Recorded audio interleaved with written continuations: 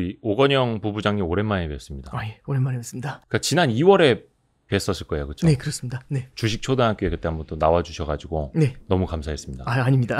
오늘도 바쁘신데 오늘이 6월 22일 저녁입니다.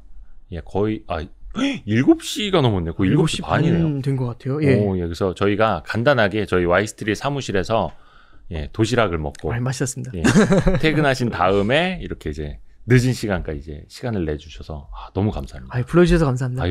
별 말씀을요.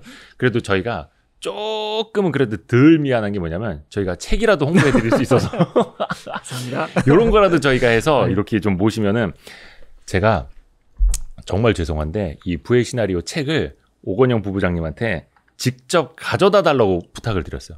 이게 제가 그때 며칠 전에 서점에 가서 사려고 했을 때는 이게 발매가 안 됐을 때였고 네. 오늘 그 여의도에 있는 큰 서점에 갔는데 폐업했더라고요. 예. 알고 있습니다. 네. 제가 그 반디앤 루니스 부도 났다는 얘기는 들었는데 설마 그래도 남은 책은 팔겠지라고 갔는데 진짜 다 이렇게 봉해놨더라고요. 그래서 오늘 네. 부의 시나리오를 제가 못 사가지고 너무 죄송합니다. 아닙니다. 이거는 진짜 꼭 제가 자비로 네. 사겠습니다. 아닙니다. 그래서 생각보다 두껍네요. 네, 그렇습니다. 근데 이게 사파도 많고 네. 이게 사실 일반인들이 보시기에도 부담 없게 네. 굉장히 우리 오건영 부부장님이 쉽게 쓰시려고 노력만 했습니다. 여기 보면은 파월 의장님 그 사파가 네. 딱 봐도 누군지 알겠어. 네. 야, 그 공 많이 들이신 것 같습니다. 바쁘신데 네. 언제 또 이런 것까지 이렇게 또 쓰셨대요? 이게 이제 제가 그 페이스북이나 네이버 카페를 따로 이제 운영을 해요. 그래서 매일매일까지는 아닌데 일주일에 한 4-5번 정도 포스팅을 하거든요. 네. 근데 포스팅을 저도 보고 있습니다. 그렇습니다. 네. 감사합니다. 포스팅을 할 때 주중에는 A4로 한 2장 정도, 글자 포인트 10, 그리고 이제 그 주말에는 A4로 한 4-5장 정도 써서 올려요. 네.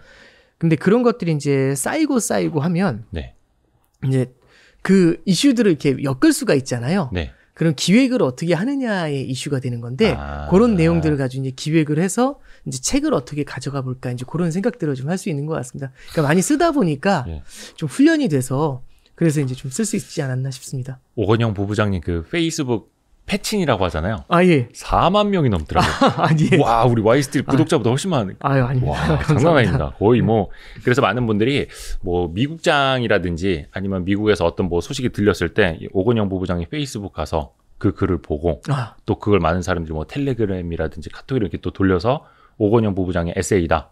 이렇게 해서 또 도움을 많이 받더라고요. 고맙습니다. 부족한 글인데 감사합니다. 그 혹시 어디 대치동 학원 이런 데서 스카우팅 전혀 아닙니다. 왜냐면 댓글에 사람들이 다 진짜 일타 강사 뛰면은 수억 버시겠다 그런 얘기들이 많아가지고 그게 이제 제가 별로 이렇게 궁금하시진 않으시겠지만은 어렸을 때 꿈이 학원 선생님 되는 게 꿈이었어요. 그래서 이제 사회 과목이나 영어나 이제 이런 것들 좀 선생님이 좀 해보면 어떤가. 왜냐하면 이제 제가 어렸을 때 학원에 갔는데 그때 이제 너무 잘 가르치시는 선생님들이 있었던 거예요. 단과 학원인데 진짜 그분들이 1타였거든요. 1타는 보통 수학 가르치시는 분들 중에 많았어요. 근데 이분은 1타의 레벨을 넘어서 너무 잘 가르쳐서 이게 문제를 푸시잖아요. 그럼 제가 이제 문제를 못 푸는데 그 문제를 딱 놓고서 푸는데 쫙 하는데 그냥 너무 쉬운 거예요. 그분이 가르쳐 주시면 앞에서. 그럼 부부장님 머리가 좋아서 잘 이해하셨던 거 아니에요? 아닙니다. 이거 사람들이 다 좋으니까 다 왔겠죠. 그래서 이제 그걸 딱 듣고 가서 집에 가서 이제 똑같이 풀어봤죠. 안 되더라고요. 그래서 나중에 이제 어떻게 했냐면 그때는 이렇게 지금처럼 녹화하는 기능이 없으니까 이제 그분이 하는 발짓이나 손짓이나 표정이나 말투나 이런 걸 다 흉내내려고 했어요. 그래서 집에 돌아오면 제가 머리가 좀 나빠서 잘 멍청해서 제가 이해를 못하니까 저한테 그 패턴 그대로 가르치려고 했었어요. 약간 이제 되게 독특한 케이스인데 그걸 이제 여러 차례 반복하니까 이제 그분이 하는 손짓이나 이게 제가 막 가끔 판서를 할 때 그 쓰는 방식이나 자세나 막 이런 것들이 그분이 했었던 거 되게 좀 비슷해요. 그러니까 물론 전혀 비교도 안 될 정도로 못하지만 그런데 이제 그런 걸 좀 많이 따라하려고 했었던 것 같아요. 맞아요. 근데 그게 이제 또 저하고 잘 맞는다고 생각이 되니까 학원 선생님을 하면 되겠다. 그러다 이제 어떻게 은행원이 됐죠. 맞아요. 그 누군가를 이제 가르쳐 줄 때 나 자신의 공부도 더 많이 된다고 하잖아요. 네네. 야, 그런 것처럼. 혹시 이거 진짜 개인적인 네. 질문이기도 하고 많은 네네. 분들이 궁금해하시기도 하는데 네. IQ가 어떻게 되시는지 저 여쭤봐도 IQ, 되겠습니까? 그러니까 솔직히 저도 제대로 재본 적은 없는데 아마 세 자릿수 간신히 넘지 않을까요? 아니 근데 제가 봤을 때는 거의 뭐 멘사급인 것 같아요. 왜냐면은 전혀 아닙니다. 머리에서부터 이제 나오는 걸 또 이제 사람들에게 말로 전달을 시키는 게 그 기능이 프로세서로 따지면은 뭐 거의 옥타코어 이상. 전혀 이제 오해시고요. 네. 그냥 이렇게 이런 것 같아요. 저는 제가 금융을 직접 전공하지 않고 저는 이제 은행에 들어와서 금융을 배웠거든요. 처음에 되게 힘들었었어요. 그리고 실제 이제 그 경제신문을 보는 게 좋다라고 해서 경제신문을 보는데 이게 무슨 소리야 이제 이런 것들도 되게 많았거든요. 그런 시절이 있었다고요? 그러니까 이제 그런 것들을 겪다 보면 어떤 느낌이 드냐면 이제 제가 또 소심해가지고 옛날 일들 고생했던 것들을 잘 기억을 해요. 그러니까 이제 그런 것들을 읽을 때 어떤 타이밍에서 되게 힘들었는지가 되게 이제 기억이 많이 나요. 그래서 막 읽다가 이 파트가 너무 어렵다 하면은 또 거기서 막 파고들고 막 이제 이렇게 했던 그 기억이 나니까 저는 이제 막 설명을 드리다가 이 부분이 이해가 잘 안 되시겠다. 요런 공감을 조금 더 하는 것 같아요. 그러니까 뭐 실력이 더 있거나 그런 게 아니라 이렇게 제가 쌓아왔었을 때의 그 기억이 조금 더 많이 남는 거. 그러니까 워낙에 또 이제 그 뛰어나신 분들은 그런 과정 없이 팍팍 이해가 되셨을 텐데 저는 좀 어렵게 이해를 하다 보니까 그런 걸 좀 공감하지 않나 그런 생각을 좀 합니다. 진짜 겸손한 천재. 전혀 아닙니다. 사람들이 왜 제일 싫다고 막 그러는 겸손한 천재. 아닙니다. 전혀 아닙니다. 오늘은 그래서 신한은행 오건영 부부장님이 오늘은 그 퇴근하셨으니까 신한은행 은행원이 아니라 부의 시나리오 저자로서 오늘은 함께하고 계시고 저희가 지금 7시 반에 이제 녹화를 하고 있어서 저도 수염이 많이 자랐습니다. 역시 오건영 부부장님 뵈면은 연준, 페드, FOMC, 금리, 뭐 외환 이런 이야기를 안 할 수가 없습니다. 그러니까 얼마 전에 3프로TV 나가셔서 굉장히 어려운 얘기 하시는데 파리 한 마리가 계속 돌아다녀가지고 이제 사람들이 집중 못하고 막 그랬잖아요. 저도 그 내용이 뭐였는지 기억을 못하고 파리밖에 생각이 안 나요. 사람들이 댓글이랑 실시간 창에서 했던 말이 저거 연준에서 보낸 첩보 드론 아니냐. 하도 연준의 생각을 다 읽어버리시고 사람들한테 막 전달해 주시다 보니까 감시 받으실 것 같습니다. 이게 저는 그런 경험이 처음이었거든요. 그러니까 파리가 바로 요 앞에서 이렇게 날아다니니까 와 이게 신경이 쓰이니까요. 제가 이제 하는 얘기를 계속 잊어버리더라고요. 그러니까 저는 티 안 났어요. 티 안 그래요? 났어요. 그러니까 저도 내용이 무슨 내용을 했는지가 기억이 안 날 그 정도로. 그러니까 되게 신경이 너무 많이 쓰이고 그리고 여기서 다시 하시면 되겠다. 하고 나니까 전부 지쳤어요. 스태프분도 지치고 진행하시는 김동원 소장님도 지치시고 저도 너무 힘들더라고요. 그 한 마리가 진짜 많은 사람 힘을 빼놨습니다. 파리 사건이 한 20년 전 한국경제TV 이후로 또 한 번 이제 한 획을 그었습니다. 상상도 못했습니다. 와이스트리트 여기는 생긴 지가 얼마 안 돼가지고요. 아직 미국 연준에서 모를 겁니다. 그 위치를. 드론 파리도 보낼 수가 없는 와이스트리트.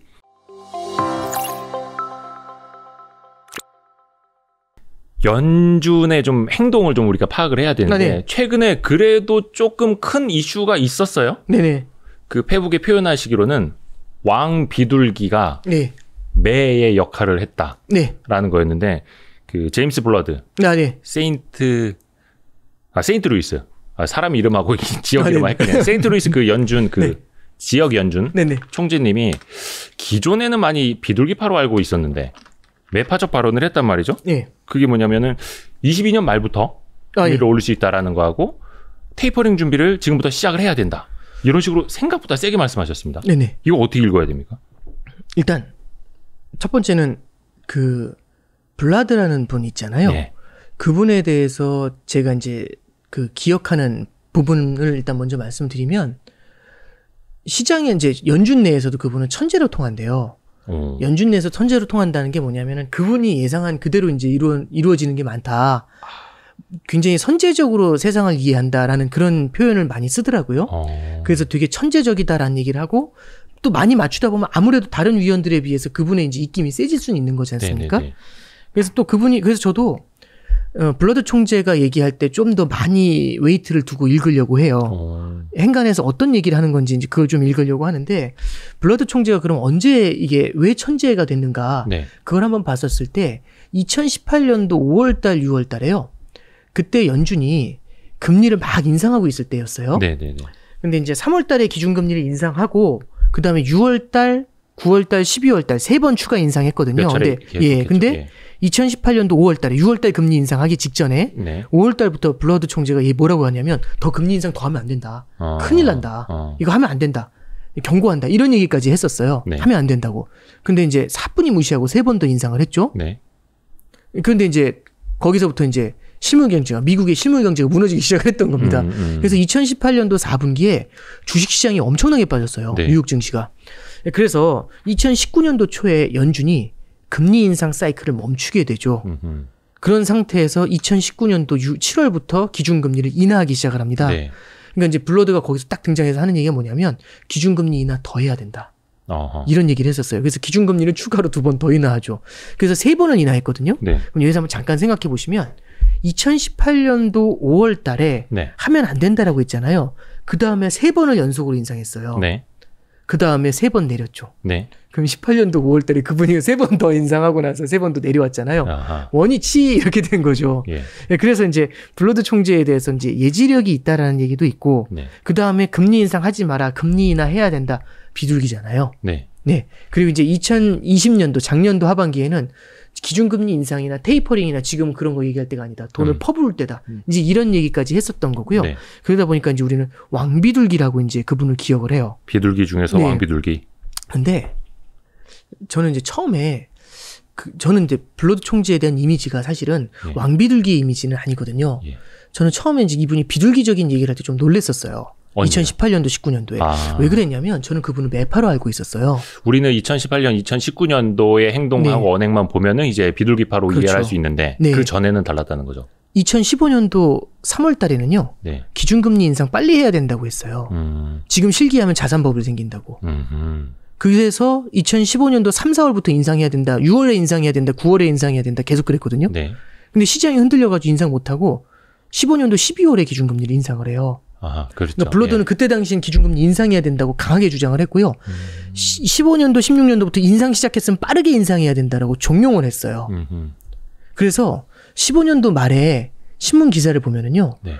이제 각 여는 총지에 대한 분류가 있거든요. 예. 블러드 총지를 매파로 분류해요. 그때는 매파로. 예. 그러니까 저는 그분을 매파로 기억을 하고 있는데 네. 갑자기 왕비둘기가 되신 거죠. 그러니까 이렇게 해석하는 게 맞는 것 같아요. 유연하신 거죠. 네. 그러니까 성향이라고 해서 고정되어 있는 게 아니라 네. 그때의 상황과 본인의 전망에 따라서 네. 달리 갈 수 있는. 네. 그러니까 이제 예전에 변심을 하셨으면 이번에도 변심을 하실 수가 있죠. 그러니까 이제 카멜레온처럼 바꾸실 수 있다는 얘기예요. 시장 상황에 따라 나쁜 사람이라는 게 아니라 그렇죠, 변할 그렇죠. 수 있는 사람이라는 건데. 사실은 그래야 맞는 거죠. 뭐 그렇죠. 주구장창 금리만 내리자고 할 수도 그렇죠. 없는 거니까. 시장 상황에 맞춰서. 근데 예. 이분의 특징이 뭐냐면 매파였던 그러니까 뭐냐면 이런 거죠. 지금 연준에서는 이런 선물을 던진 거예요. 이제 로버트 카플란이라는 분이 있어요. 네. 그 카플란이 이제 저기 달라스 여는 총재거든요. 예. 그분은 사실 옛날에는 그분이 약간 비둘기파였는데 요즘 이제 매파더라고요. 근데 이제 그분이 이제 굉장히 강한 매파적인 언사를 계속해서 던졌었어요. 네. 그러면 매파적인 분인데 오늘 새벽에도 사실 한번 또 그 블러드하고 둘이 나와가지고 이제 토론을 했었고 네. 거기서도 똑같은 매파적인 표현을 했거든요. 네. 근데 매파가 매파적인 얘기를 하면 뭐 그러려니 원래 저분이 딱 등장을 하면은 어떤 매파적인 얘기를 할까 이런 건데 자 이제 FOMC에서 되게 묘하게 네. 좀 약간 좀 분위기 안 좋은 얘기를 했다가 블러드가 등장하니까 시장에서는 기대한 거죠. 뭐라고 이제 마사지를 해줄까. 아하. 근데 이분이 갑자기 매 하면서 등장하니까 깜짝 놀란 거죠 시장이. 예, 그러니까 이런 겁니다. 매가 매적인 얘기를 하면은 매파가 매파적인 얘기를 하면 기대가 한 그대로죠. 네. 근데 비둘기, 왕비둘기라고 불리웠던 분이 갑자기 매 이러니까 시장이 깜짝 놀라는 거죠. 아하. 그러니까 저는 이제 이런 생각을 해요. 연준이 이제 FOMC에서 과연 무슨 의도를 갖고서 움직이는가라는 이제 생각을 할 때 저는 이제 이렇게 생각을 합니다. 연준은 특히 이번에 회복에서 굉장히 고민을 많이 하고 있다라고 생각을 해요. 회복에 대해서? 예, 이번에 회복은 불균등한 회복이거든요. K 리커버리라는 얘기를 하죠. 그러니까 양극화. 예, 양극화죠. 자산 시장을 바라보거나 물가를 바라보면 금리 인상해야 돼요. 네. 금리 인상해도 어색하지가 않아요. 맞아요. 테이퍼링 빨리 끊어야죠. 네. 테이퍼링을 할 게 아니라 스톱해야죠. 테이퍼 이렇게 잠글 게 아니라 확 잠궈버려야죠. 자산 시장을 전 세계 집값도 날리고. 그렇죠. 예. 근데 지금 이제 그것만 보면은 금리 인상을 해야 되고 테이퍼링 빨리 해야 되거든요. 네. 근데 서민 경제, 팬데믹의 서민 경제를 바라보면 이게 얘기가 달라요. 700만 명이 아직 실업자입니다. 네. 그 코로나 이전에 비해서 네. 700만 명이 실업자고요. 그리고 아마 이제 우리나라 언론에 많이 보도는 안 됐는데 미국에서는 임대료를 못 내신 분들이 있어요. 네. 그분들에 대해서 보조금을 지급하면서 버텼었는데 이분들이 이제 임대료를 못 내서 이제 나가셔야 되는 일들도 이제 생길 수가 있습니다. 네. 그러면 실물 경제에서 어려운 면들을 좀 바라봤었을 때는 금리 인하를 해야죠, 오히려. 그러니까 금리 인상을 하면 안 되는 거예요. 물론 금리 내릴 데가 없으니까. 그러니까 위쪽을 바라보면 금리 인상을 해야 되고 아래쪽을 바라보면 금리 인상을 하면 안 되는 거 좀 딜레마잖아요. 그렇죠. 너무나 큰 양극화라. 네. 동시에 회복을 하면 금리 인상하면 되는데 네. 그러면 여기서 만약에 금리 인상을 하거나 테이퍼링을 하면 어느 쪽이 충격을 많이 받겠는가? 밑단이 부자나 자산 시장이냐 아니면 밑단이냐면 밑단이겠죠. 그렇죠. 그나마도 어려운데. 그래서 이제 파월 의장이 이제 많이 얘기했었던 게 뭐냐면 이분이 워싱턴 DC에 계세요. 네.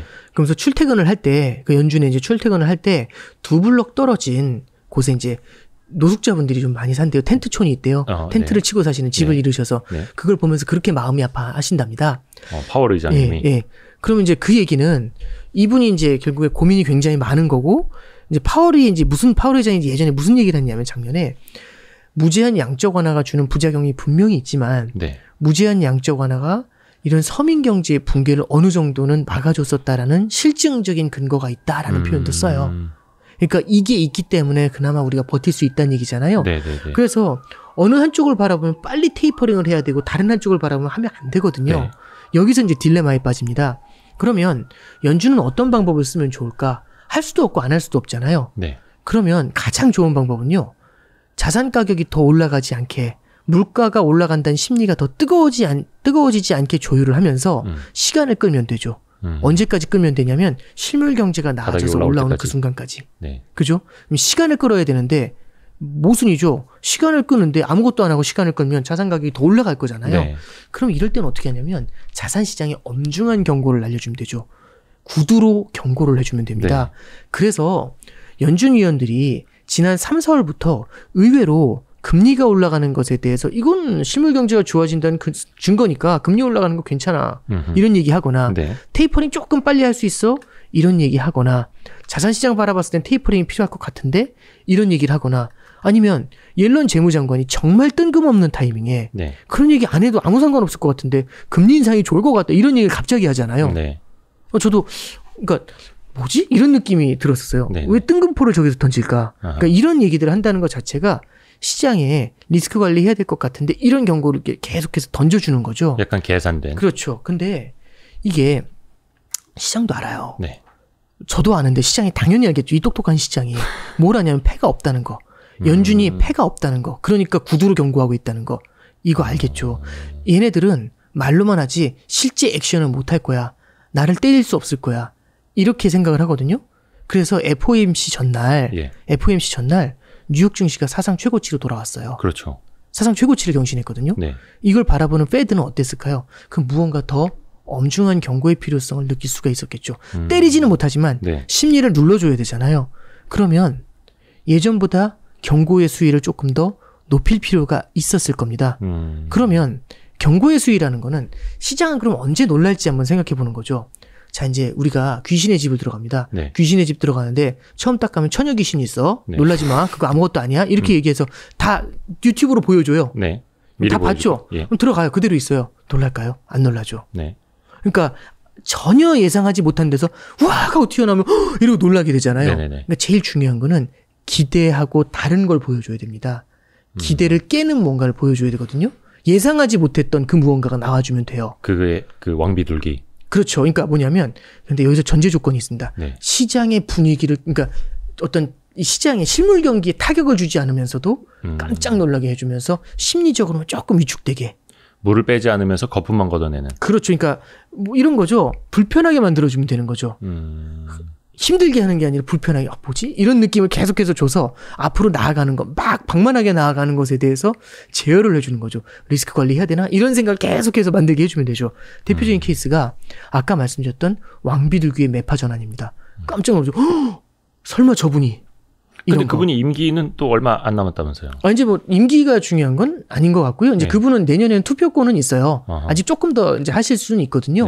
그리고 이런 것들은 또 나중에 연장이 될 수도 있고, 그분이 더 높은 지위에 올라올 수도 있고, 물론 이제 아직 그거는 뭐 제가 뭐 말씀드릴 수 있는 부분은 아닌 것 같고, 그래서 저는 뭐 어쨌든 내년에 한 번 더 할 수 있다라는 것만, 내년에 투표권이 있다라는 것만 해도 이미 지금 하는 얘기는 되게 의미가 있다라고 생각을 해요. 지금 우리가 제임스 블러드 세인트 루이스 연은 총재에 대해서 이야기하는데 이분이 옛날에 잠깐 연준 의장 하마평에도 올랐던 분이라면서요. 네. 작년에 금리 인하를 얘기했었다고 했잖아요. 네. 트럼프 대통령이 좋아했겠네. 그렇죠. 트럼프 대통령이 뭐라고 했냐면 연준에 대해서 뭐라고 했냐면 Fed is just sitting 이랬거든요. Fed는 연준은 그냥 앉아있다 이 얘기하는 거거든요. 아무것도 안 하고 있다는 얘기잖아요. 빨리 금리 인하라고. 그래야 경기 부양을 하는데 다른 정권이 있을 때는 왜 맨날 금리 인하해주고 자기가 있을 땐 금리 인상하냐고.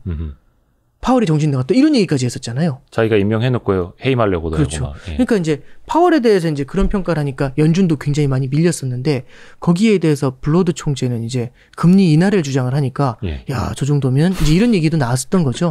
근데 뭐 저는 정치적인 의도가 있어서 그렇다 이런 것들보다는 그러니까 그 시기에 그분이 했었던 그 생각이 옳았던 거고 그게 트럼프 대통령의 스탠스하고도 맞아준 거 아니냐? 이제 그렇게는 좀 그렇게 해석하는 게 더 맞는 것 같아요. 의도적으로 트럼프 대통령의 의도를 맞추려고 한 건 아니고 다만 이제 하마평이 크게 나왔다는 거는 팩트입니다. 네. 굉장히 이제 좋은 평가를 받게 됐다 이런 얘기들이 있었으니까요. 저는 또 이제 하나 궁금해지는 게 이게 사실 한 서너 달 전쯤 근데 미국채 10년물 금리가 뭐 1.5, 1.6, 1.7까지 넘었었잖아요. 1.7 넘었었죠. 근데 지금에 와서 생각해 보면 과거니까 그 시기는 앞으로 테이퍼링을 하더라도 테이퍼링 시점과 더 멀었을 시점이고 근데 지금은 한 1.4대까지도 떨어지고 한 1.5 정도 왔다 갔다 하지 않습니까? 미국채 10년물 금리가.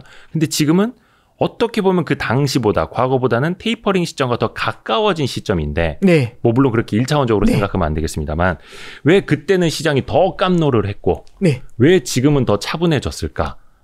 이게 궁금하거든요. 저는 차분해졌다라는 표현보다는 지금은 채권 시장이 느끼는 건 조금 다른 부분인 것 같아요. 그러니까 채권 금리가 하락하는 요인은 정말 많습니다. 그렇죠. 정말 많은데 한두 가지는 아니죠. 한두 가지만 그러니까 뭐냐면은 그걸 증빙해 보기 위해서는 채권 금리가 내렸다는 것만 볼 게 아니라 다른 자산이 어떻게 움직였을까를 같이 보는 게 되게 포인트가 되는 것 같아요.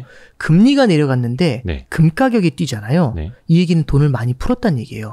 돈을 많이 푸니까 금리가 내려갔고 돈을 많이 푸니까 종이화폐의 가치가 떨어지면서 금값이 뛴 겁니다. 근데 채권 금리가 내려갔는데 금 가격이 내릴 때가 있어요.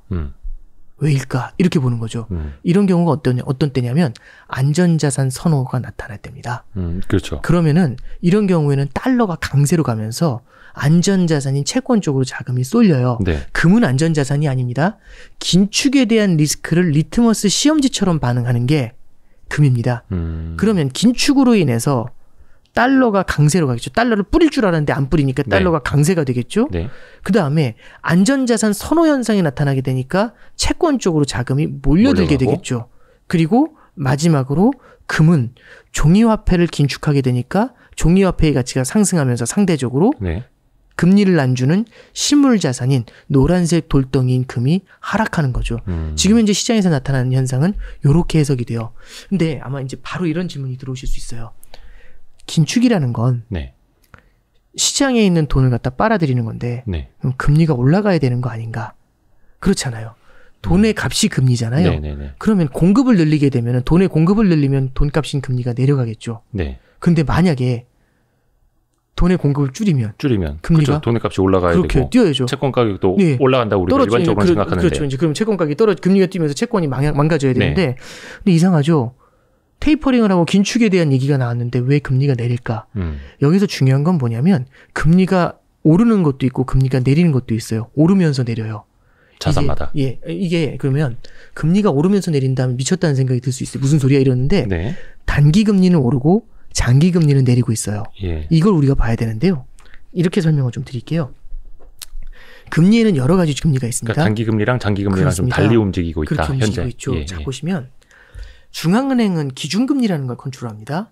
중앙은행이 컨트롤하는 기준금리는 초단기 금리예요. 하루짜리 금리거든요. 그렇죠. 그러면 이렇게 팔을 갖다 딱 펴놓고서 이게 하루짜리 금리, 한 달짜리 금리, 1년짜리 금리, 10년짜리 금리라고 해볼게요. 하루짜리보다는 한 달짜리가 금리가 좀 높고 네. 한 달짜리보다는 1년짜리가 높고 1년짜리보다는 10년이 높으니까 보통 금리가 하루 1개월 10년 이렇게 되면 보통 이런 그렇죠. 식으로 금리가 살짝 올라가요. 네네네. 이런 거 어려운 말로 금리 커브라고 합니다. 네. 중앙은행의 역할은 요 끝을 잡고 들었다 놨다 하면서 금리 전체를 조절하려고 해요. 네. 제주가 좋은 중앙은행은 그러니까 제 앞에 줄넘기 줄이 하나 길게 있다고 해볼게요. 네. 자, 저는 줄넘기 줄의 끝을 잡고서요.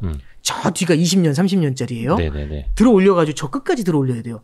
가능할까요? 확 들면 안 들어 올려. 저기 가만히 있겠죠. 되지도 않고 부작용도 네. 크고. 그죠. 근데 정말 기술이 좋으면 확 들어오면 들어 올릴 수 있나 봐요. 네네네. 중앙은행이 정말 파괴력이 있잖아요. 네. 이거 들어 올릴 때 저 끝까지 올라와요. 근데 힘이 있을 때. 시장이 중앙은행을 우습게 보잖아요. 다르게 움직여요. 그러면 반대로. 이런 케이스입니다. 중앙은행이 확 들잖아요. 금리를 확 들어 올리게 되면은 이럴 때는 여기서 제가 줄넘기줄을 확 들면 단기 영역은 금리가 확 올라오겠죠. 네. 근데 오히려 장기 영역은 금리가 내려갈 수도 있겠죠. 네. 자, 그래서 이거는 물리적인 얘기긴 합니다만 예. 중앙은행은 초단기 금리를 올리고 내립니다. 네. 중앙은행이 초단기 금리를 올리고 내리면 단기 금리는 거기에 바로 반응을 해요. 네. 그래서 그렇죠. 긴축을 한다라고 하면 손으로 잡고 있으니까. 단기 금리는 올라갑니다. 근데 문제는 뭐냐면 이 긴축으로 인해서 지금 나아지고 있는 경기가 혹시 중장기적으로 타격을 받게 된다고 하면 네. 중장기 금리는 주저앉아 버릴 수 있어요. 네. 그래서 저는 지금 현재는 이 긴축으로 인해서 지금의 성장세나 아니면 물가 상승세가 약간의 생각보다 약간의 훼손을 입지 않는가, 이거를 시장이 채권 시장이 반영을 하고 있다. 뭐 요 정도로 일단은 좀 해석을 해보고 있고, 그럼 그것만으로는 바라보기 어렵기 때문에 옆을 봤더니 달러가 강세고 네. 금이 약세인 거죠. 이 두 가지를 바라보면 이거는 긴축이라는 레토릭이 시장이 먹히기 시작했다. 왜냐면 그전에는 무시를 하고 있었거든요. 긴축이라는 레토릭이 시장에 먹히기 시작했다. 요걸 우리는 이제 한번 생각해 볼 수가 있는 것 같습니다. 그러니까 정말 머지않아 긴축할 수도 있겠다라는 게 네. 이제 시장에 다가오긴 하는데 네, 그렇죠. 실제로 그러면 그로 인해서 생각된 대로 경기 회복이 되지도 않을 수도 있겠다라는 걸 또 시장이 반대로 페드에다가 경고를 주는 셈일 수도 있겠고. 예, 그러니까 이제 경기민감주가 그러면 조금 더 흔들릴 수 있겠죠. 네. 그럼 금리가 주저앉아 있으니까 성장이 희소성이 있을 것 같으니까 그러면 성장주가 다시 한번 사이클을 받을 수도 그렇죠. 있죠. 그러니까 그래서 이제 최근에 나타난 현상들은 지난주 목요일 날 FOMC가 끝난 이후의 시장 움직임은 전형적으로, 그러니까 오늘 새벽 제외하면은 전형적으로 긴축에 대한 레토릭을 반영한 거고요. 네. 오늘 새벽에는 너무 갔나라고 하면서 돌아서요. 그래서 어떻게 되냐면 성장주보다 가치주들이 좀 많이 올랐고 경기 민감주가 많이 올랐고 그 다음에 단기 금리가 내리고 장기 금리가 뛰었어요. 네. 금 가격이 뛰고 달러가 내렸어요. 그러니까 오늘은 긴축을 너무 많이 생각했나라고 해가지고 되돌린 정도가 되는 거죠. 지금 시장도 그렇게 똑똑하진 않아요. 기가 막히게 미래를 반영하진 않거든요. 네네네. 결국에는 그래서 긴축에 대해서 크게 반응했다가 너무 왔나 해서 이 과정을 지금은 반복하고 있는 거죠. 네. 그렇게 반복을 하면서 균형점을 찾겠죠. 또 우상향을 또 하고 있고 주식시장 입장에서 보면은 네. 그 점도표에도 이제 큰 변화가 있었다는 말이죠. 네. 그 22년 말 금리 인상 가능성 보는 연준위원이 4명에서 7명으로 늘었죠. 예, 4명에서 네. 7명으로. 네. 23년에도 거의 2번 이상 올릴 거다라는 가능성이 지금 제일 크게 힘을 네. 받고 있고 그 가능성에서는 어떻게 보시는지가 좀 궁금하고 네. 그런데 또 앞에서 제임스 블러드 세인트루이스 연은 총재는 굉장히 매파적인 발언을 했고 점도표도 굉장히 세게 움직였는데 그렇게 점을 찍어놓고 정작 파월 의장은 점도표 그렇게 크게 과잉 의미를 두면서 해석할 필요는 없다. 또 이렇게 또 워워했어요. 네. 이게 뭡니까? 이거 어느 장단에다 춤을 춰야 되는데. 걱정이 되신 거죠. 걱정이 많이 되셨겠죠. 여기 너무 시장이 크게 휘둘릴까 봐. 레토릭이 너무 세게 먹힐까 봐. 적당히 먹혀야 되는데 그것도 겁난 거죠. 그러니까 저는 되게 그냥 제가 만약에 기자였으면 네. 거기서 물어봐. 그러면 점도표 왜 하시냐고. 의미 없는 거면 그럴 거 왜 하시냐고. 이거 물어보고 싶어요.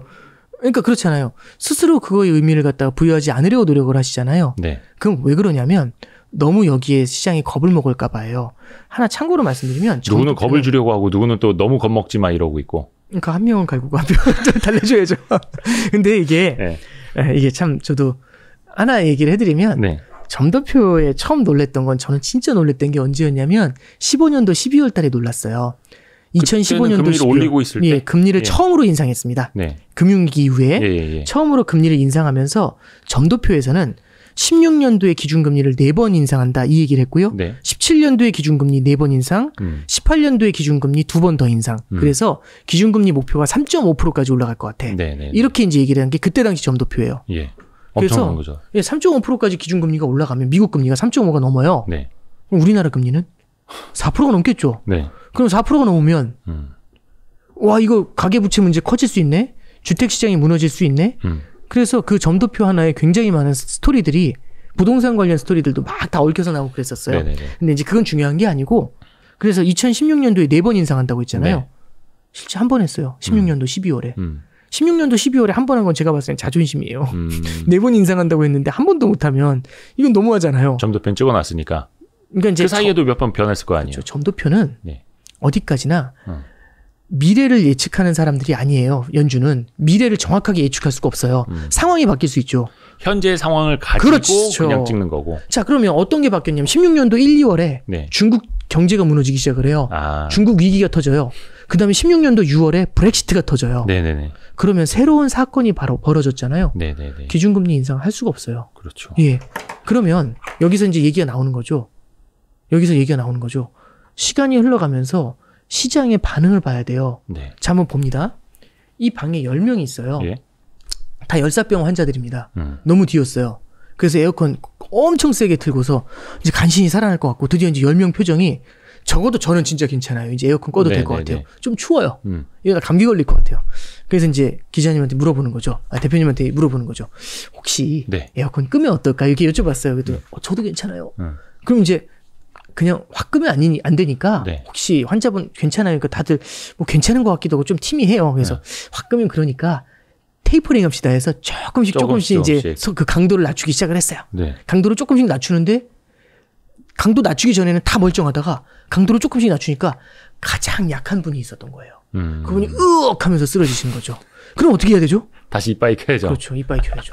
예, 이게 테이퍼링이에요. 네네. 그러니까 시장에서 약한 고리가 존재할 수 있어요. 그럼요. 그 약간 멀쩡하면 상관없어요.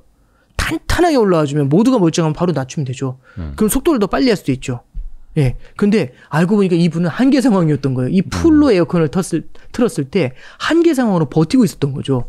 거기다 대고 테이퍼링 질르니까 으윽 하고 쓰러지셨던 거죠. 그러면 그걸 옛날에 경험해 본 적이 있어요. 연준이.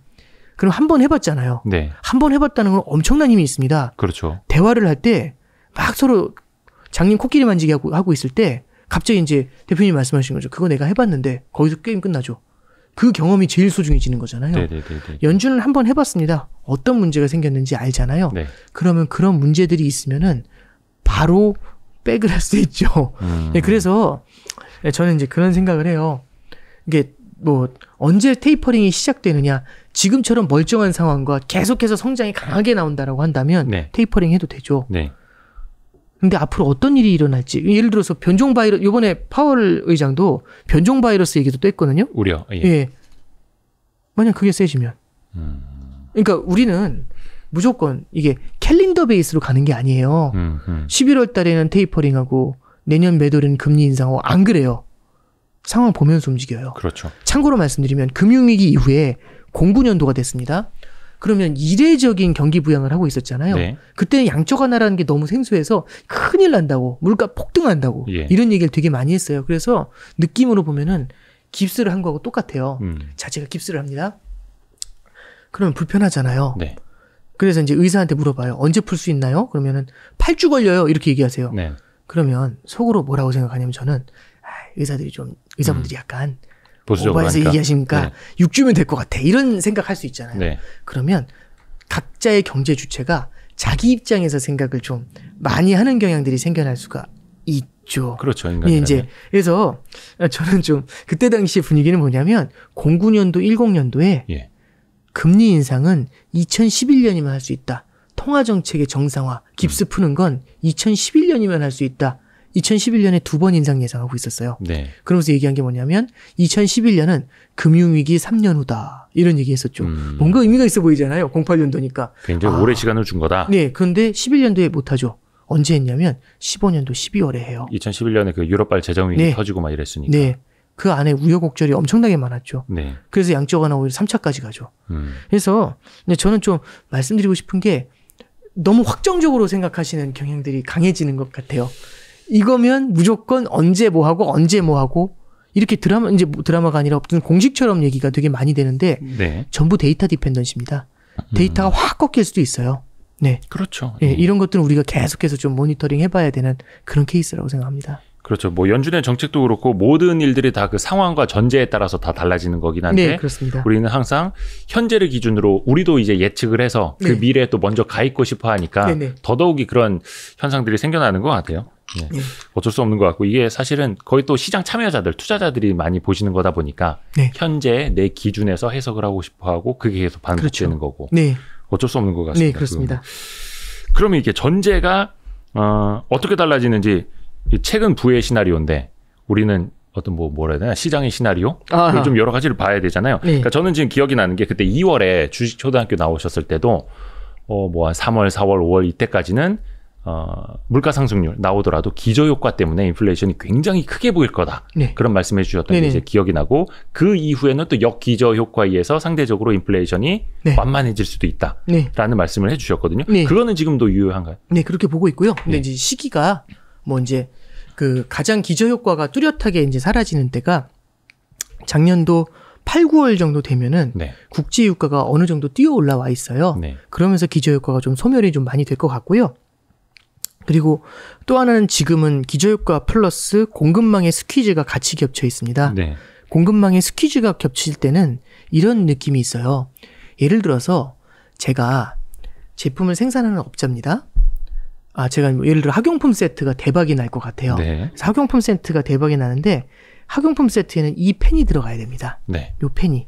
근데 이 펜이 품귀예요. 없어. 공급망이 네. 스퀴즈예요. 네. 근데 조금씩 이제 생산이 돼서 나오기 시작을 해요. 네. 근데 갑자기 저희 공장에서 얘기하는 거죠. 이번에 생산됐는데 건영이 너랑 친하니까 내가 넘기는데 대신에 6개월치 미리 살래?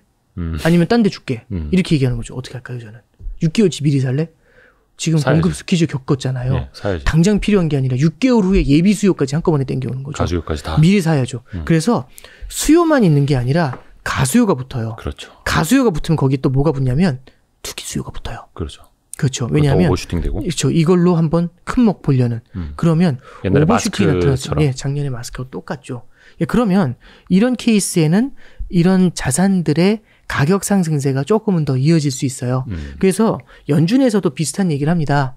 연준에서도 이제 그 여름이 지났을 때 3분기 말에서 4분기 초 정도 됐을 때 그때부터는 물가가 have decreased라는 표현을 써요. have 네. decreased. 예. 그러니까 현재 완료죠. 예. 그러니까 하락하기 시작할 것이다. 네. 라는 표현을 써요. 그래서 그때부터는 물가가 하락하기가 아니라 물가 상승세가 조금 이제 수그러들기 시작할 네, 것이고 네, 네. 내년 정도 되면은 이제 빠르게 줄어들 것이다. 이제 이런 얘기를 하는데 저는 이제 그 정도 이제 어널리시스에는 상당히 좀 공감을 좀 하고 있습니다. 다만 최근에 이제 옐런 재무장관이 그 얘기를 해요. 물가가 어쩌면 올해 연말까지도 높을 수 있어. 이 얘기를 하고 있죠. 그러게 그런 말씀하셔가지고. 예, 공급망의 스퀴즈가 빠르게 안 풀렸을 땐 그럴 수 있죠. 네네네. 예, 그런데 뭐 그런 가능성을 열어놓더라도 일시적이 얼마냐에 대한 해석의 차이가 있는 거지 지금의 물가 상승세가 지속 가능한 것처럼 보이지는 않습니다. 그 의견은 그래서 아직도 그대로 유효하다라고 보시면 될 것 같습니다. 그러니까 그 역시도 3, 4분기에는 좀 물가 상승세가 좀 완만해질 것이다라고 보는 것도 지금 한 6월 이 시점에서 이렇게 봤을 때 네. 그게 그렇다는 거고. 네. 중요한 건 항상 다 가봐야 안다 이거네요. 그 어쩔 수가 없죠. 왜냐하면 워낙에 많은 변수들이 존재하니까요. 그죠? 예. 그럼 저는 이제 궁금한 그것도 있어요. 아까도 이제 그 K 리커버리. 네. 그래서 이제 양극화가 지속되고 있는 그래서 약한 고리가 계속 남아 있을 수밖에 없는 해서 테이퍼링도 쉽지 않고 금리 올리는 것도 쉽지 않은. 근데 사실 어느 시절에나 약한 고리는 계속해서 있단 말이죠. 네. 그러면 앞으로도 그 약한 고리가 99.9%의 모든 사람들이 다 강해질 때까지 마냥 기다려줄 거냐. 연준은 정말 끝없이 퍼주기만 하는 나무냐. 예. 예. 이걸 또 생각을 해봐야 되잖아요. 네. 단순히 이제 금리만 놓고 볼 수도 없는 거고. 그러니까 저는 되게 좀 핵심적인 질문을 좀 해주신 것 같고 네. 연준도 그 고민을 하게 될 거예요. 네. 연준이 1차 양적 완화를 09년 3월부터 2010년 4월까지 했거든요. 네. 그 다음에 양적 완화 끝났어요. 네. 테이퍼링이 없고 그냥 끝났어요. 네. 주다가 끝 이거였거든요. 네. 그랬더니 2010년 5월에 그리스가 누웠어요. 그래서 그때 이제 금리를 올렸던 거는 아니고 네, 양적 완화 양적 완화를 줄인 거죠. 없앤 거죠. 매입하는 것만 이제 멈춘 거죠. 멈춘 거죠. 예. 그 다음에 안 되니까 2010년 11월에 2차 양적 완화가 시작이 돼요. QE2. 예. 그때 뭐 QE1, QE2, QE3 이런 말들이 11년 6월까지 했어요. 그 다음에 끝! 이렇게 했거든요. 네. 그랬더니 11년도 8월에 유럽 전체가 누웠어요. 피그스. 그래서 12년도 9월에 3차 양적 완화를 해요. 근데 이번엔 배웠죠. 뭘 배웠냐면 끝! 하면 안 되겠구나. 라고 해서 13년도 5월에 줄여야 되니까 뭐라고 하냐면 조금씩 줄일게. 끝! 이게 아니라 조금씩 줄일게. 테이퍼 하면서 줄일게. 이렇게 얘기하거든요. 테이퍼링은 무서운 단어가 아니라 끝! 이거보다 훨씬 좋은 단어예요. 그렇죠. 예. 그래서 이제 그때 당시에 테이퍼링이라는 단어가 이제 시장에서는 회자가 됐었던 겁니다. 근데 이제 테이퍼링이라는 단어가 이제 그때 회자가 됐잖아요. 근데 1차, 2차 양적 완화를 딱 끊었을 때 미국이 흔들렸거든요. 미국 경제부터 전 세계 경제가 흔들렸거든요. 그렇죠. 자, 3차 양적 완화를 끝내는 조금씩 줄이는 테이퍼링을 딱 선언하니까 미국은 많이 안 빠졌어요. 그때 S&P 500은 많이 안 빠졌어요. 주가가 생각보다. 어디가 많이 빠졌냐면 신흥국이 다 죽었어요. 그렇죠. 신흥국이 죽어났어요. 그러니까 뭐냐면 여기서부터 이제 포인트가 뭐냐면 국제적으로도 약한 고리. 신흥국이 흔들려 버리면 미국도 테이퍼링을 이어갈 방법이 없어요. 그러니까 혹자는 이런 얘기 하세요. 신흥국은 죽어도 되는 거 아니냐? 아니에요. 왜냐하면 첫째는 지금은 전 세계의 대차 대조표가 다 맞물려 있어요. 미국 투자자들의 대차 대조표에 중국이 없을까요? 미국 은행들의 대차 대조표에 중국 자산이 없을까요? 당연히 있겠죠. 그렇죠. 이머징 자산 있죠. 유럽 자산 있죠. 당연히 있죠. 그런 자산들 다 없앤다? 이거는 그래서 사실 19년도에 미국이 금리를 인하한 이유는요. 미국 경제가 나쁘지 않았는데도 중국이나 유럽의 경제가 둔화되는 역풍이 두려워서 금리를 인하한다는 표현을 명확하게 써요. 파월 의장이 그때 당시에. 자, 그래서 그때 당시에 이머징 국가들이 흔들리게 되면서 테이퍼링을 조금 늦췄던 바가 있어요. 그 다음에 2015년도에도 9월 달에는 원래 금리 인상해야 되는데 이머징 국가가 너무 어려워 보여가지고 금리 인상을 15년 12월로 늦춘 적이 있어요. 16년도에 4번 금리를 올려야 되는데 이머징 시장이 너무 힘들어해가지고 한 번밖에 못 올린 적이 있어요. 19년도에 원래는 금리 인하 안 해도 되는데 이머징 시장이 너무 힘들어해가지고요. 3번 인하를 한 적이 있어요. 그러면 우리는 뭐가 문제인지 알았죠. 저도 아는데 연준이 당연히 알겠죠. 그러면 지금 제일 큰 문제는 테이퍼링을 했었을 때 과연 그럼 어떤 문제가 생길 수 있을까라는 걸 보는 거죠. 그러면 이제 혹자는 이렇게 얘기합니다. 테이퍼링을 하면 신흥국이 흔들렸으니까 이번에도 신흥국이 흔들릴 거야. 이게 첫 번째 로직입니다.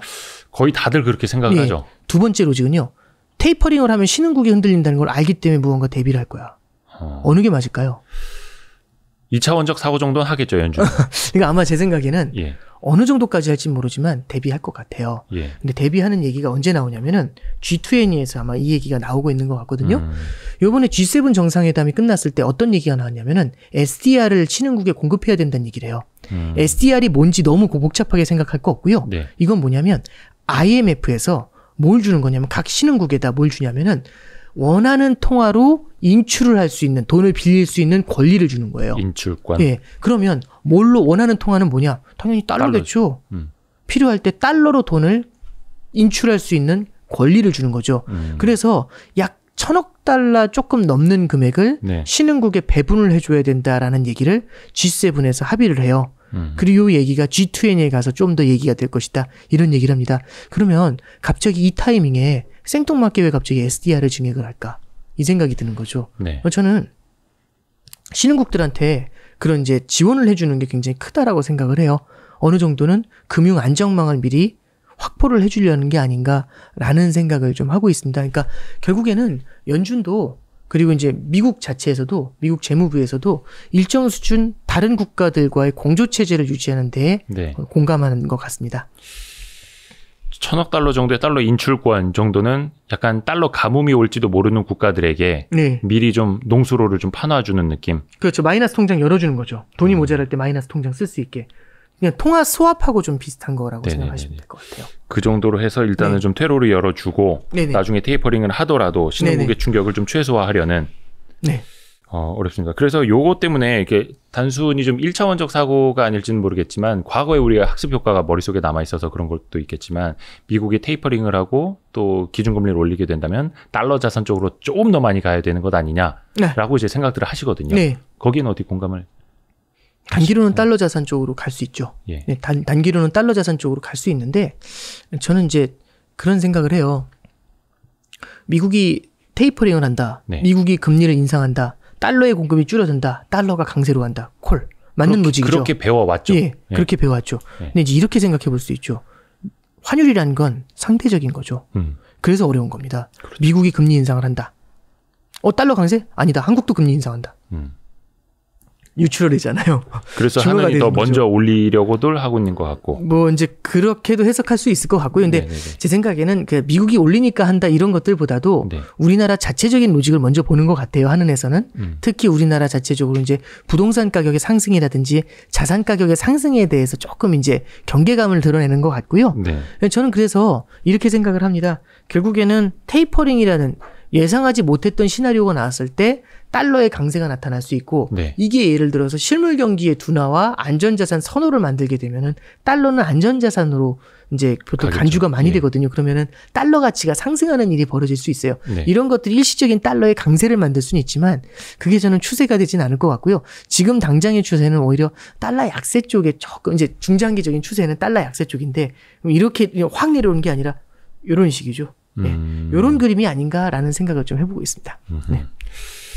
그래서 우리가 이제 향후의 대응과 그 시장의 움직임 뭐 이런 것도 예측을 하면서 대응 방법을 좀 이야기했으면 좋겠는데요. 혹시 책에도 그런 내용들이 나옵니까? 예. 이제 뭐 저는 4장 시나리오를 그려서 다음 스텝을 선점하라. 요게 이제 4장이에요. 네네. 이게 저는 이제 그 매크로라는 게 되게 중요하다고 생각을 해요. 그러니까 네.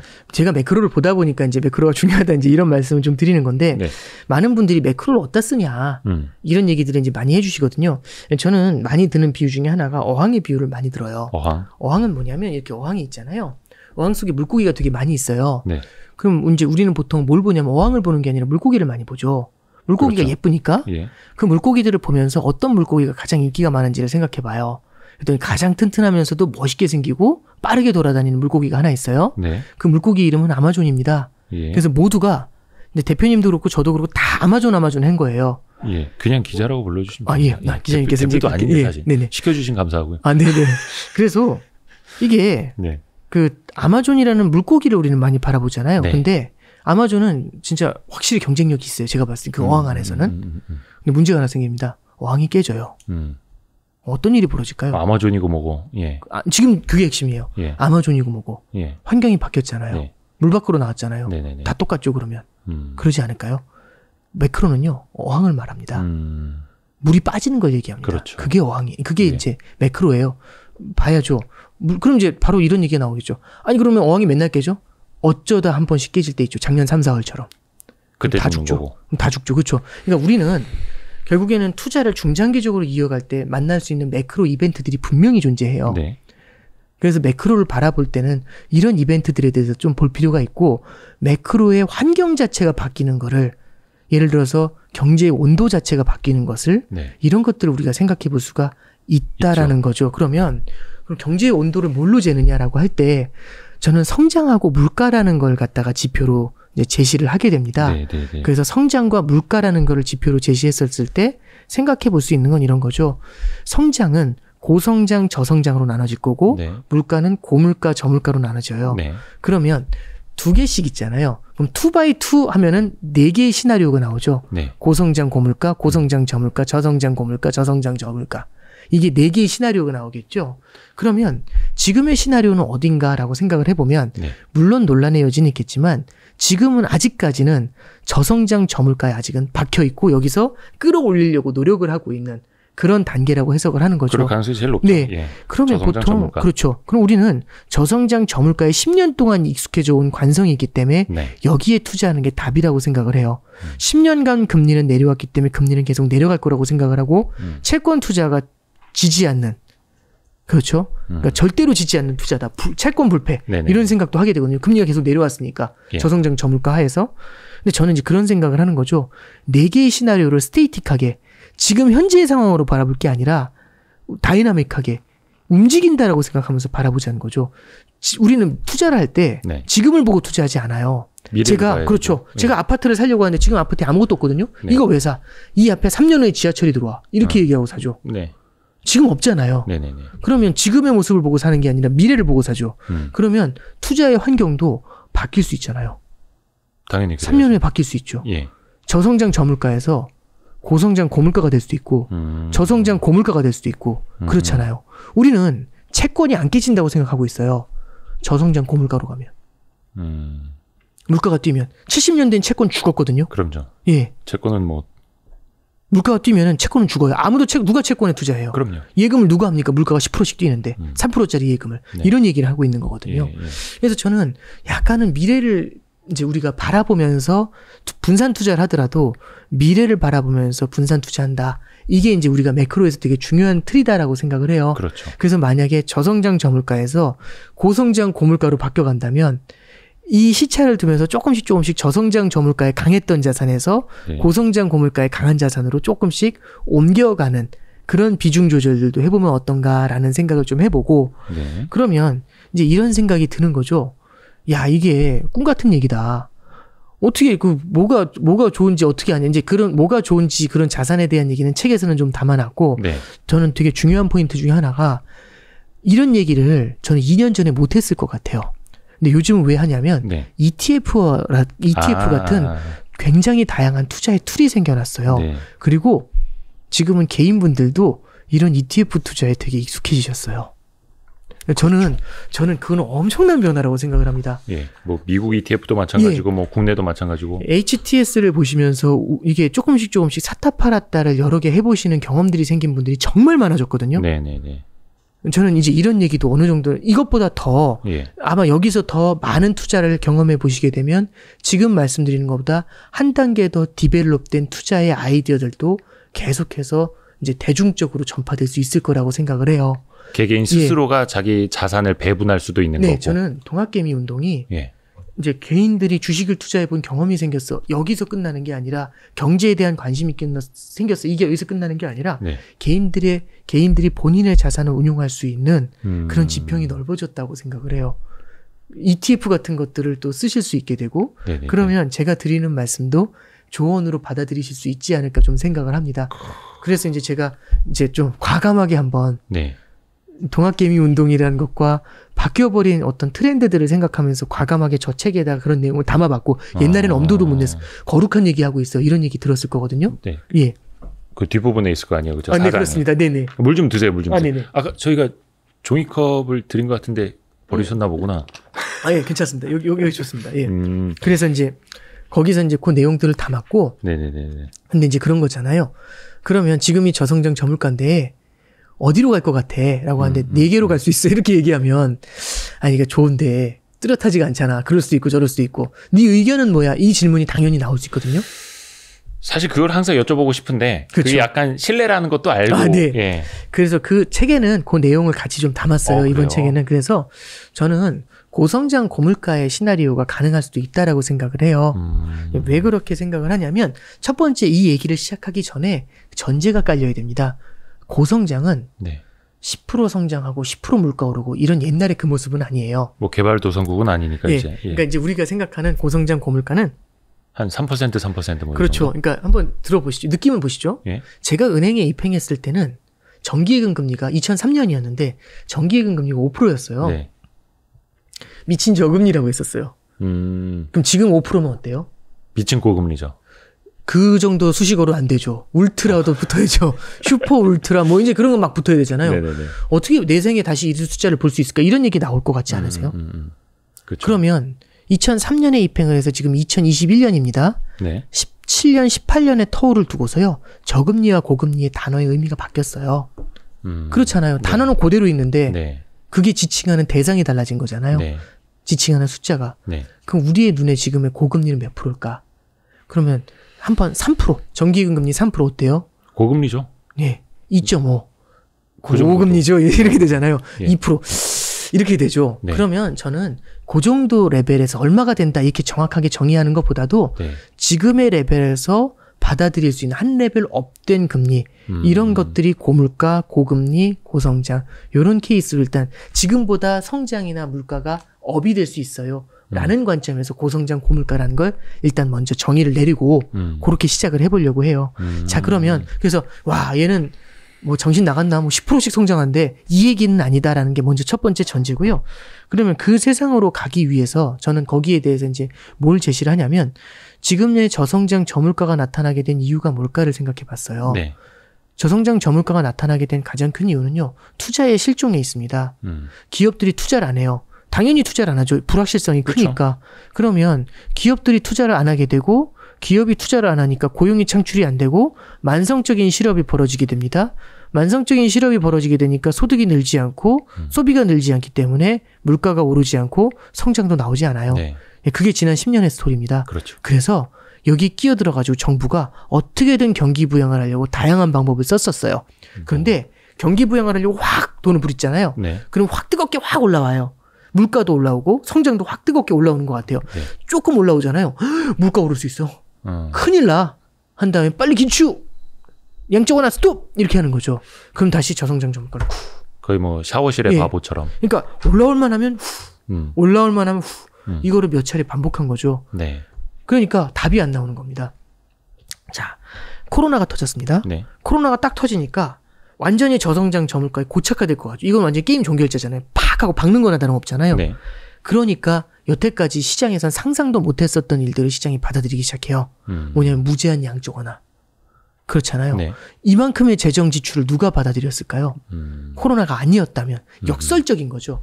그래서 그 자연스럽게 저성장으로 갔다면 당연히 이루어지지도 않았을 일이었고 네.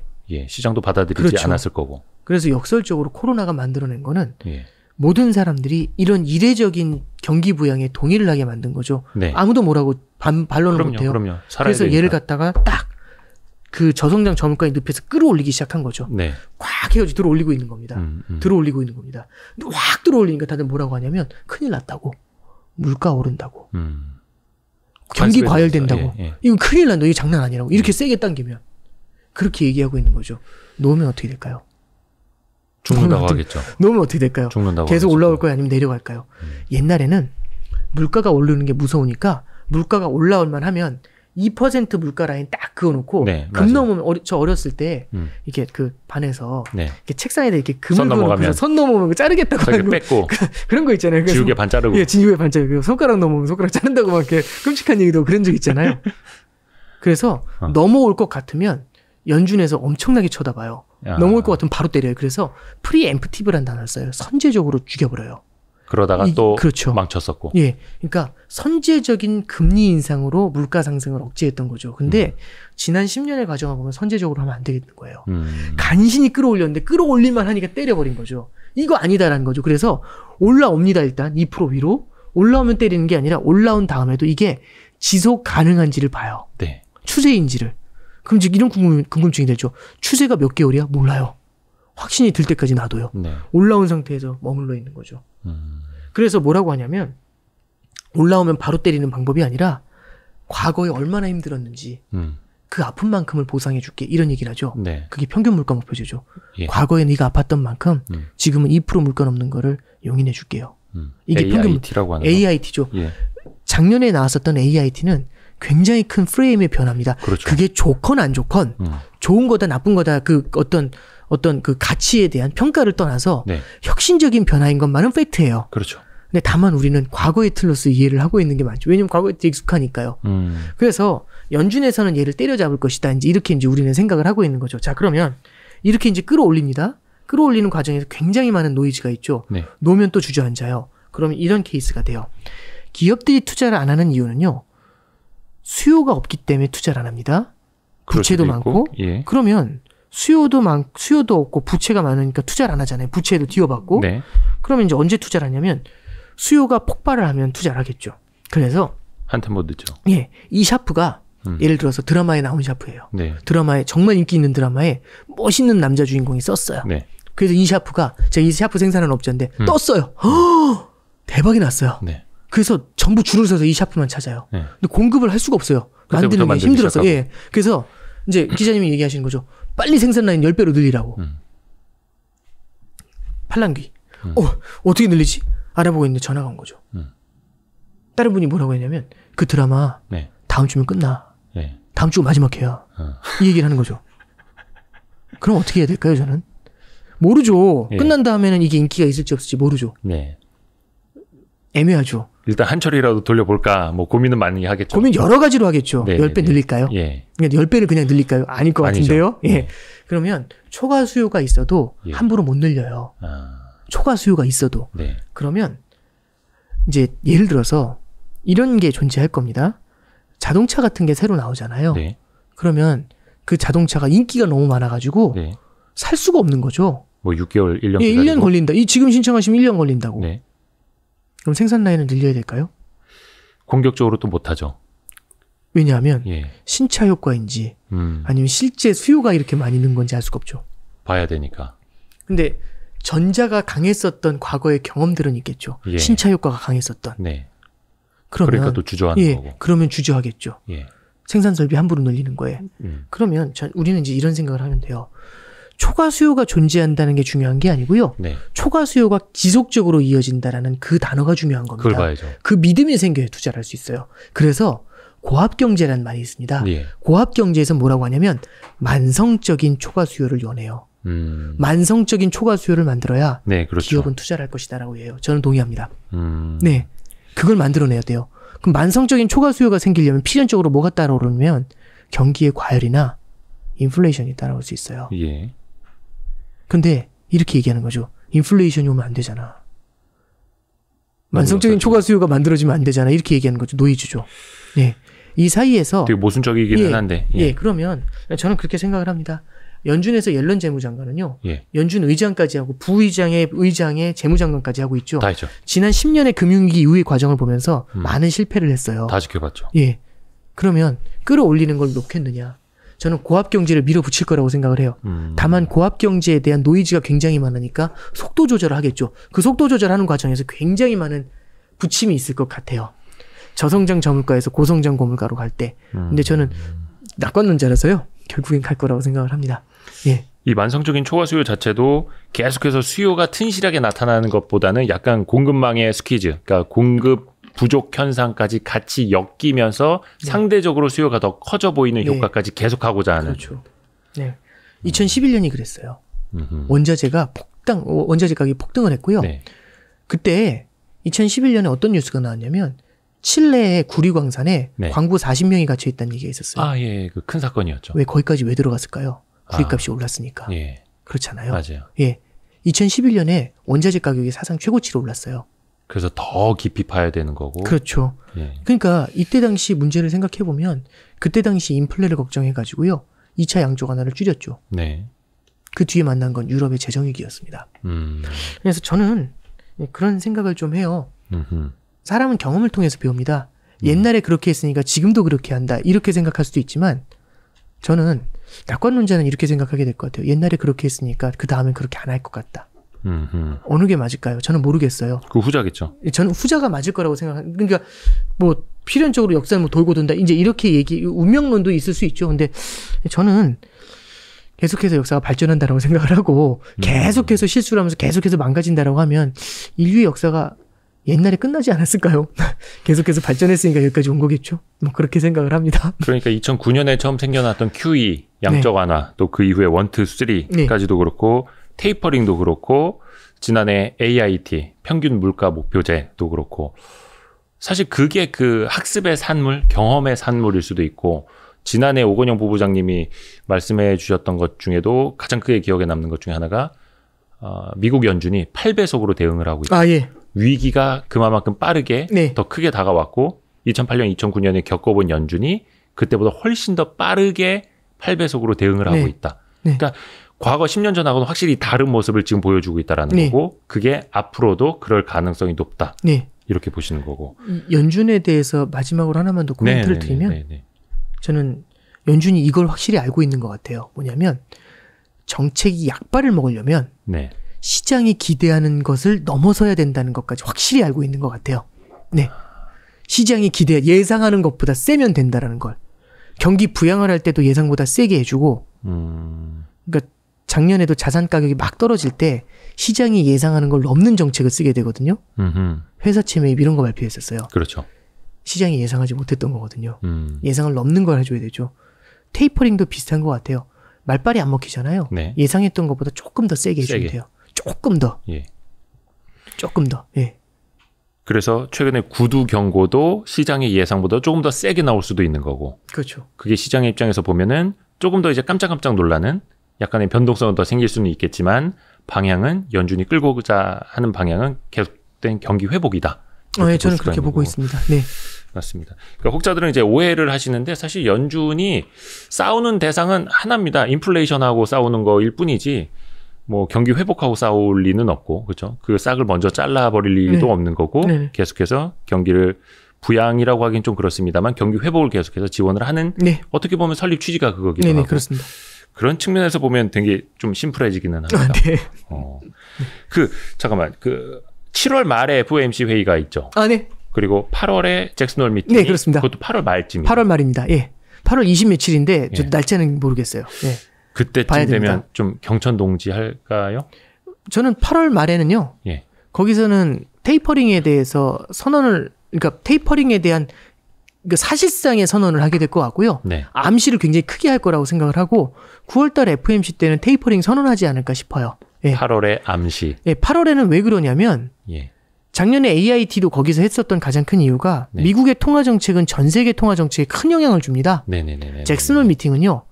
페드만 하고 있는 게 아니라 전 세계 중앙은행이나 저명한 경제 관련 정책을 쓰시는 분들이 많이 모여요. 그렇죠. 예, 거기서의 소통의 장으로 만드는 그렇죠, 게 의미가 있을 것 같아요. 공조라는 측면에서. 네. 맞아요. 그걸 보면 이제 전 세계 중앙은행 총재들, 학자들 다 모여서 어떻게 보면 심포지엄이라고 그래야 되나? 네. 잭슨 홀 심포지엄이라고 하죠. 예. 컨퍼런스라고도 하고요. 컨퍼런스. 큰 이제 학회 성격이다 보니까 거기에서 시그널이 분명히 나올 수 있고 네.